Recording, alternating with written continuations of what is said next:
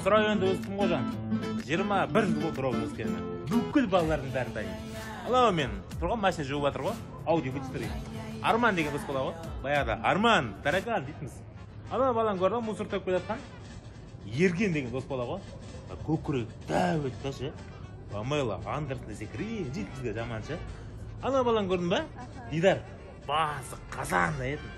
Біздің қазанбас, кастрюль бас деп. Айтпақшы жан, сонда сізді кішкентай кезіңізде қалай мазақтайды? Мені ма?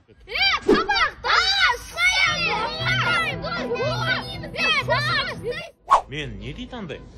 Олжик дейтін, Ола дейтін, Коля дейтін. Мені қоя бер.